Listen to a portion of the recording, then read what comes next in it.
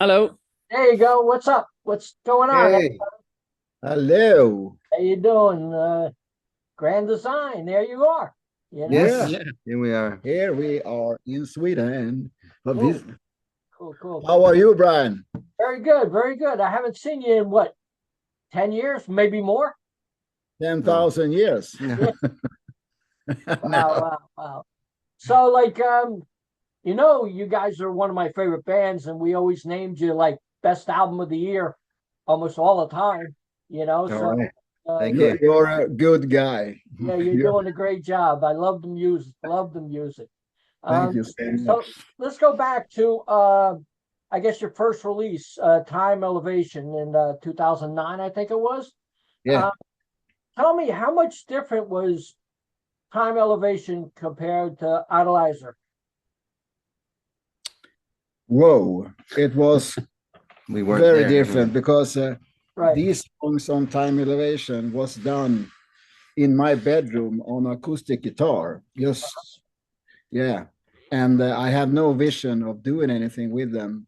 But a friend of mine said, "Hey, Peter Ledin, the old guitarist, said, hey, Billy, this sounds like the Leppard." Oh, it does? Yeah. Maybe we should do a recording of it. And we started recording and producing these songs without drums, with a right. drum machine. Wow. And then, so we built up something. And then we added the drums from Rickard. And then we go, wow, it sounds really like Def Leppard. Cool. Yeah, And we started. We had no name on the band, no right. name. So I asked a friend of mine, Janne Stark. Uh-huh. Yeah, and I said, "Hey, Janne, do you have a good name for a band that sounds like Def Leppard?" And he said, "Yeah, Grand Design." Okay, we take that. Wow. And That it's was not, and it's Grand Design. It's not that serious about fine houses. right. Yeah, yeah, yeah. Wow. Wow. So, so the truth about that album was when we were finished, and we lacked one song because the label AOR Heaven thought it Right, was very good and said, "Hey, you need another song." right, So that's why we did acoustic song at the end. right. Yeah. Wow. Yeah, yeah. Wow. That's pretty cool. So, like from Idolizer to Thrill of the Night in 2014, how much different was that change from Idolizer to Thrill of the Night? That was a very big difference because on the two first albums it was the same lineup Uh-huh. in the band. Yeah. Then after Idolizer, we had some differences in the band, and we decided to split. And it was only me and Dennis left in the band, Right, and we started looking at for a drummer and for a bass player and another guitarist. And Janne Stark right, said, "Okay, I joined the band," right. and Yeah, we had a big influence on that album, "Thrill of the Night." right. Yeah, Great guitarist, great ideas, and yeah, so it's pretty different. We had it was like drinking a Red Bull. right, We got that energy back in the band. right. Yeah. Really, yeah. That's Wow. why I think "Thrill of the Night" for me, I think it's a very nice album. Really, Right. really, yeah.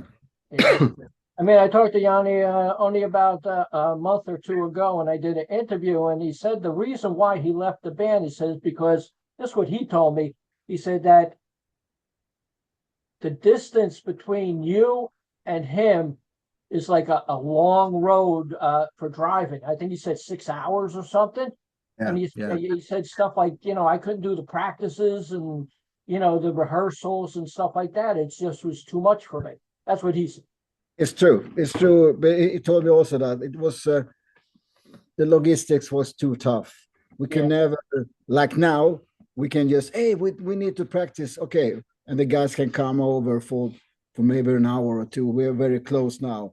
right, With John was a whole project just to have it up in Västerås, our hometown, to rehearse. right, And when he was there, we have to rehearse it like Saturday and Sunday, maybe for 10, 15 hours just to right. rehearse. We were totally exhausted. Yeah, I So believe. I understand him. Yeah. So your next album, V5, that came out in 2020. how much of a change from, well, you had Viva La Paradise. Yeah, that was So 2019. that came out in 2018. How much different was that from Thrill of the Night? In that area, we had a stand-in drummer because our drummer, Magnus, left to join Eclipse and start playing bass in Eclipse. Right.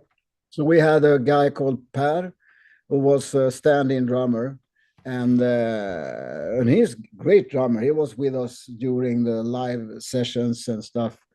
And otherwise, it was the same lineup. So for me, it was just a continuance from the night to continue doing this kind of same sound. But the drummer was a stand-in drummer.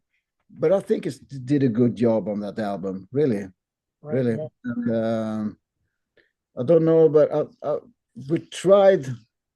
I don't know. We tried to have the same feeling from Thrill of the Night. Right. Yeah. That album did very well. Yeah. Then I don't know if still doing well. Still doing well. Yeah. Cool. How do you keep up writing so good material album after album? Every album's great. Whoa. Well, great imagination. I had some difficulties from the two last albums. I've talked more with the guys because you get drained out. Right. And it's before that, it was more like me doing a lot of stuff and present it for the guys, and then they change a bit. But now it's more like a band feeling in the band.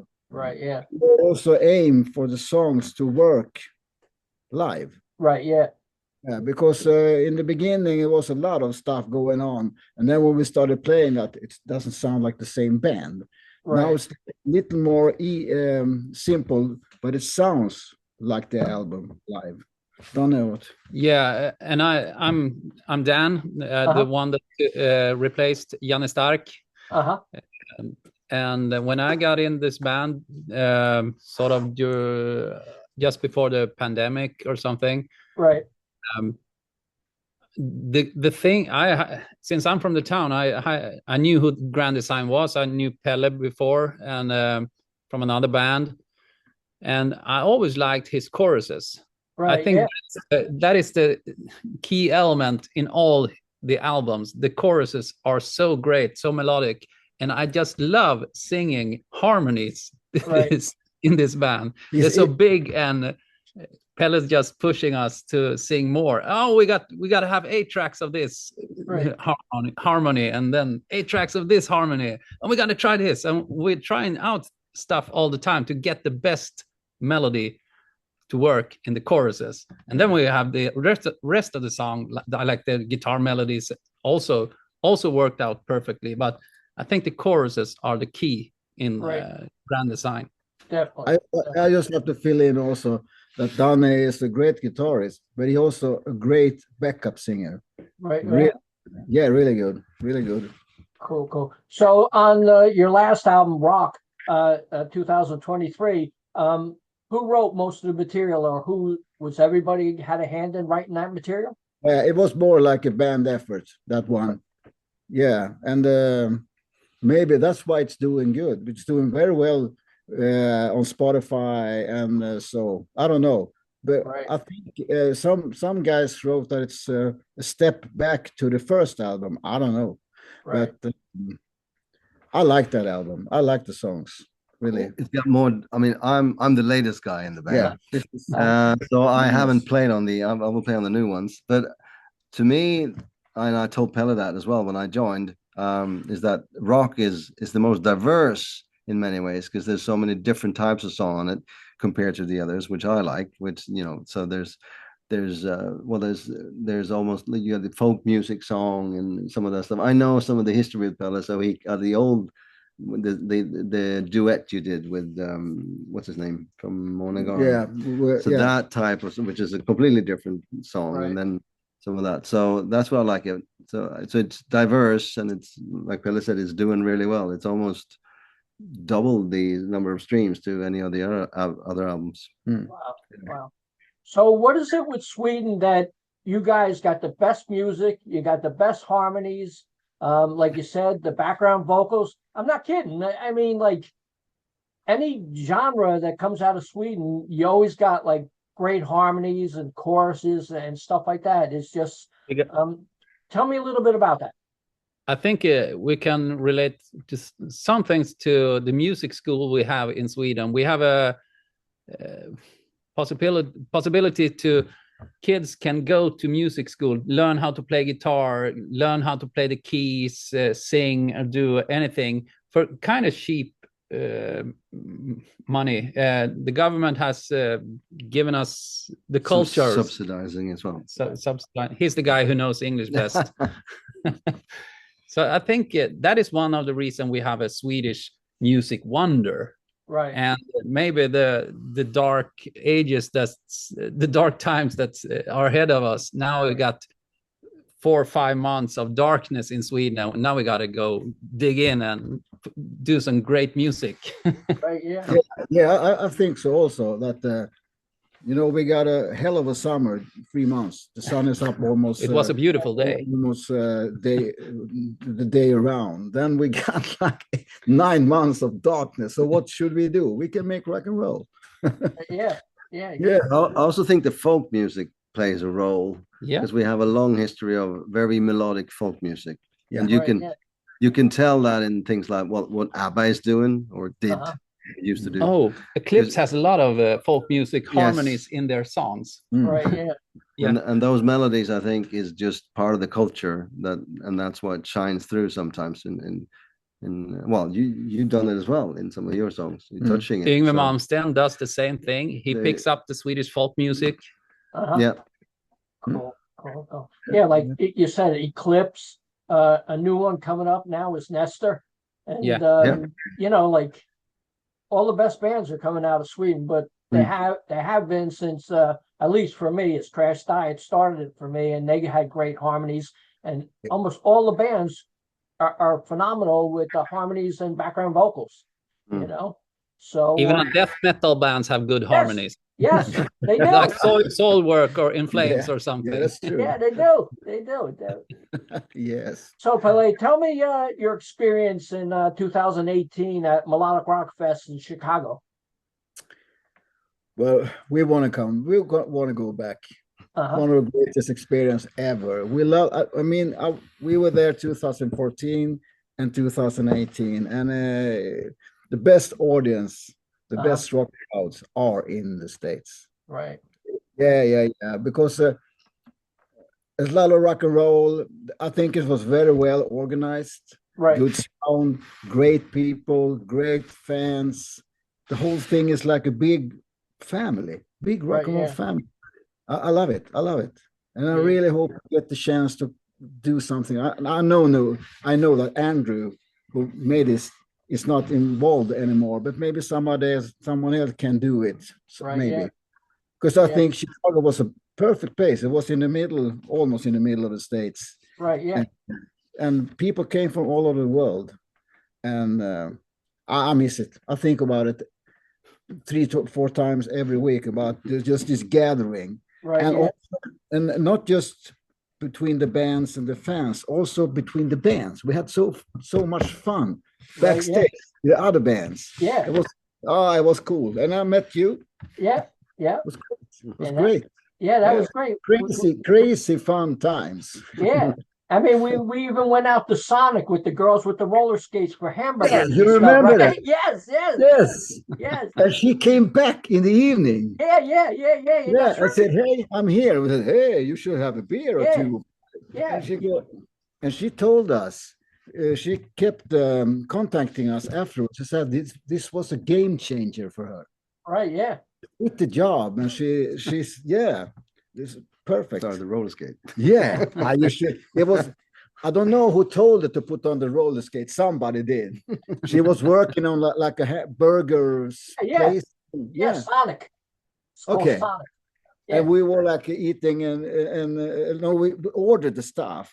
And then somebody asked her anything in about, I don't know why, roller skates. And suddenly she came out with the order on roller skates. It was like, wow, like this. Yeah, yeah, I told her, you should come to our concert. And yeah, she said, yeah. And she did. yeah, yeah, yeah, That's like a fairy tale. Really cool. yeah. I remember even Dennis had a hard time paying because we had to pay in the machine, and he didn't have the right money and stuff like that to pay for the burgers in the machine. It wasn't like a counter where you pay a person. It was a machine that you put the money in, and then they came out with the food. Ah, okay. I don't remember that. Okay, okay. Yeah, You got good yeah, memory. yeah, With yeah. cash. I remember. I got the pictures. You Ah, know, yeah, remember the pictures I took yeah, of yeah, yeah. us sitting in Sonic. You know, Well, it was, I'll never forget that. And for her, it was a game changer. I think we converted her to a rock girl. oh yeah, yeah, yeah. I think the American people were starved for bands like you guys. Okay. Like even Eric Matson was there from Eclipse. He was singing with Jeff Scott Soto, I think Yeah. he was, and stuff like that. So that was so impressive, at least to me. Yeah. And everybody enjoyed it. So And I think the second time, Brian, I think it was like a Treat. Was that right? yeah, Yes. yes, They yeah, did a very, very good show. Very good yeah, show. right, Yeah. yeah.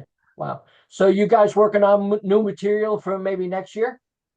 We're doing now we're gonna record maybe 3 or 4 songs, like for singles, and then we're gonna put up an album later on to because we really want to go back on the road again. So we don't have not have the material and the time to do an whole album, but we're gonna put up new music during next year and try Right. to do new shows. Because that's the way we feel we can build a fan base and Right, show yeah. people that we really know how to take a stage Right. and perform. Wow. We started getting good at stage, really. Right, yeah, yeah. Cool, Yeah. cool. Yeah. Hey, Dan, how did you get into the band? Did you audition or were your friends? And both Oh, of you? he forced me. Yeah. No, I told him, no, I got a call a couple of years back. I from an old band I recorded at Pelle Studio. Uh-huh. Then we got to know each other, and I think Pelle just called me, hey, we got our guitarist gonna quit playing after Switzerland show in Brienz or something. We got a spot open. Are you do you want it? And I checked out the songs. Janne Stark sent me some files to check out, and I said, yeah, this is totally something I want to do. I love Def Leppard. I loved it, like I said, the choruses of Grand Design, always did. And it's very fun to be a part of. And I consider now this guy in the middle, Magnus, I knew him now from a couple of years before, got a common friend. So I think all 4 people that I know in this band, I consider good friends. And I think that shines through on tours, and I think it's going to shine through on the new album, stage, new songs that he's going to play bass guitar. So I wasn't forced, I was asked, but and then the pandemic came and stopped all for a while. But it's I never been in a band of this level, and I just enjoy every minute of it. I'm gonna enjoy as long as I'm standing up. Cool. And Magnus, how about you? How did you get into the band? Well, it's a long story. I'm the new guy in the band, but I've actually known this guy the longest. We back in the 90s, we started, Pelle asked me, we did some demos in his studio, in his first studio, a couple of songs, and then he asked me to join the band that he had for some rehearsals. And after that, I started to put a band together. I went with him when he was touring with a band called Monaco Blues Band, and we started discussing whether we should put a band together, which we eventually did, which we also got a record deal with that we released. It's actually 30 years this month. Whoa. So we had a band called Schizophrenic Circus where we released an album on Mega Rock Records, and we did some touring. We toured opening up for Saxon on a tour they had in Sweden, and did some gigs. And then, so I've known him for a long time. And then I actually ran into him. It's now 1.5 years ago. Yeah. I was in Västerås they have a festival here, and I saw him in front of a stage. He was doing some work, and I said, "Oh, I gotta run up to him." We met obviously in between, but I just ran up to him. We started to have a chat. We talked. Not much about music. We're more catched up on life kind of thing. And then a week later, I got a phone call. And then Pelle says, we need a bass player. It's funny that I didn't think of that earlier, he said. And then I was okay. And then I was trying to play hard to catch. So I was like, yeah, let me think about it. But I was kind of, no, this will be fun. So I think the day after or whatever, I said, okay, let's do it. So I didn't audition either. I was asked to join, and I joined, and it's been a lot of fun. A lot more fun than I expected, to be honest, in many ways. But we get along great, and we're even though I hadn't played live for a long time before I joined the guys, but it's been going really well, and we developed very quickly.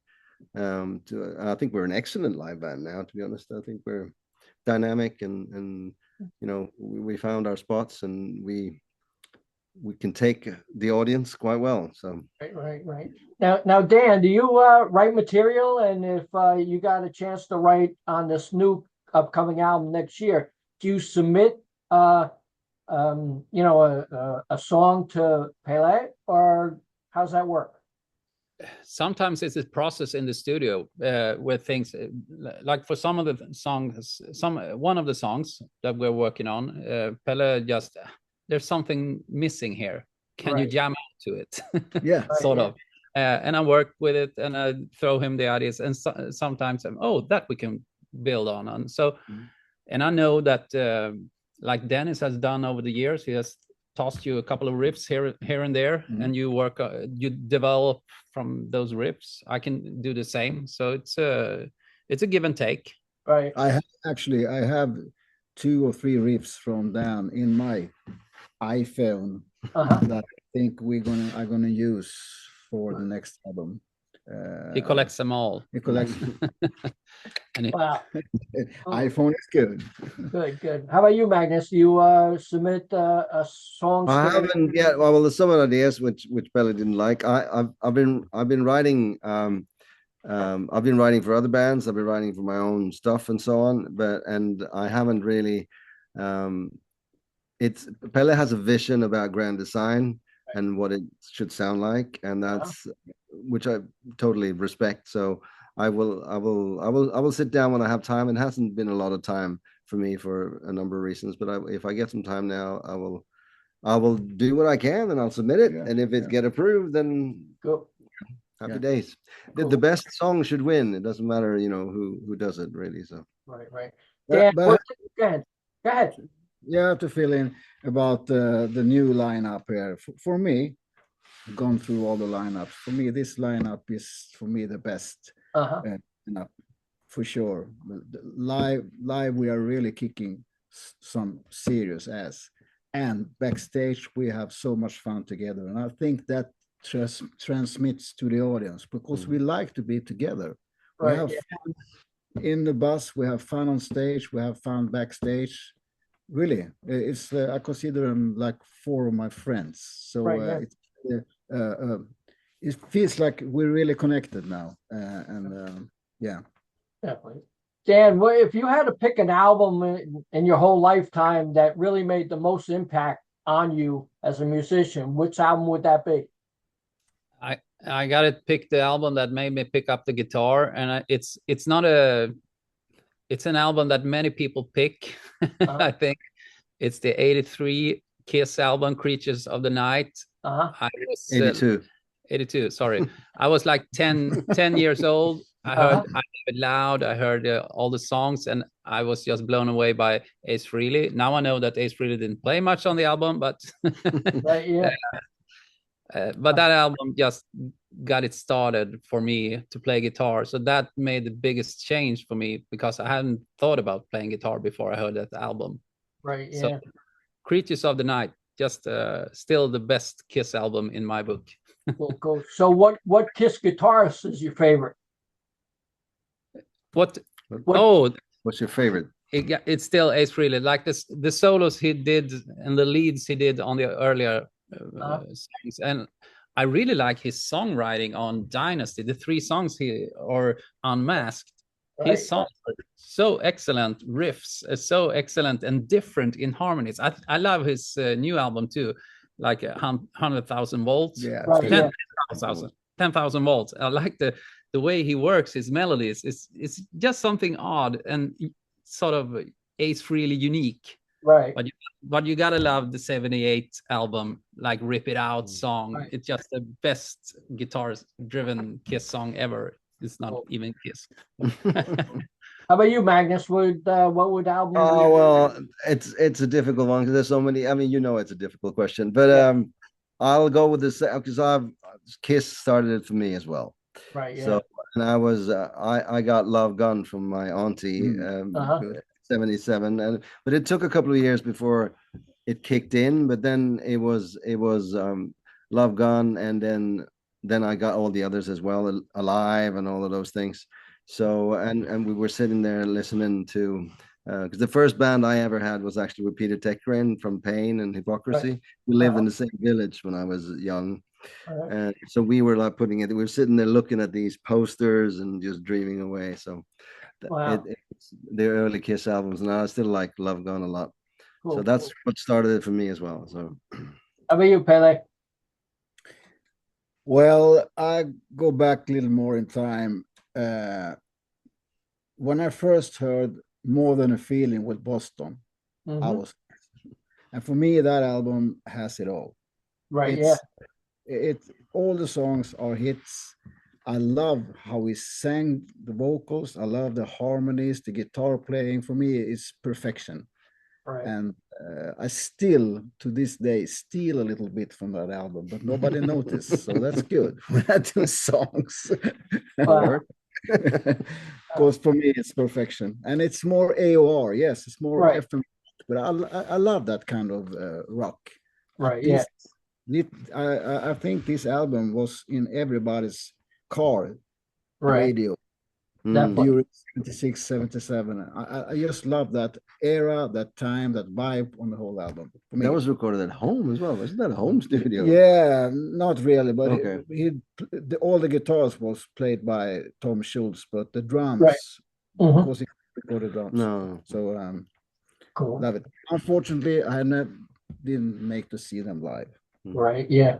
So Dan, what was the your favorite concert you ever went to?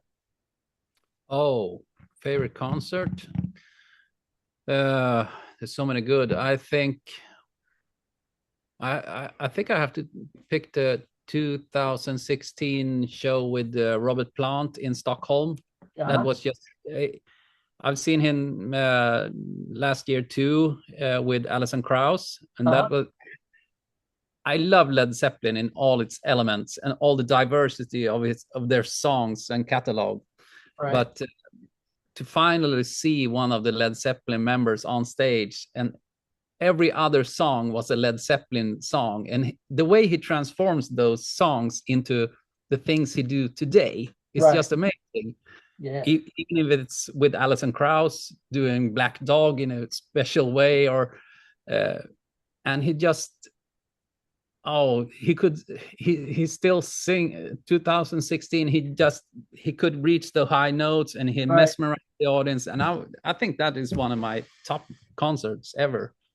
To finally see Robert Plant. Cool. How about you, Magnus? It's easy. It was in the 90s at the club in Stockholm called Dailies when Extreme, just before Extreme broke through with it more than words. So they were still, they weren't really that known, but it was a sold out club show with Saigon Kick opening at this club, and it was packed, and the band was on fire. And that was it was very, very cool. That so that I think that's still one of the top one for me, to be honest, Stephen. Cool. How about you, Pelle? I was just thinking, I've seen a lot of bands, but I think I think I have to do a story about this. I was on Sweden Rock, and this year was on the bill was Kansas. I love Kansas. Well, yeah. I was watching them and said, "Hey, this is great." And then a friend of mine said, "Hey, Peter, we gotta go now because it's another band." Oh, wait, Styx. Wow. Holy shit! I was like, "This is better than Kansas." Yeah. And Tommy Shaw sang like a bird. He had all the high notes left, and they were so fucking good. This is 2000, mid 2000, mid 2006, 7. Right. So fucking good. So I said Styx. It was like a wow. Yeah, they're really good. I saw Styx twice, one on the Paradise tour, and then I saw REO with Styx. Okay. That was pretty cool. But I would say my favorite probably was Welcome to My Nightmare, Alice Cooper. That was amazing, you know. So like so you have anything any shows coming up you like to talk about or merchandise? We are getting booked now for next year. Nothing is really confirmed. Oh Right. yes, show, but we hopefully we're gonna visit Denmark for a show. I think so, hopefully, and that's we our first time in Denmark. Wow.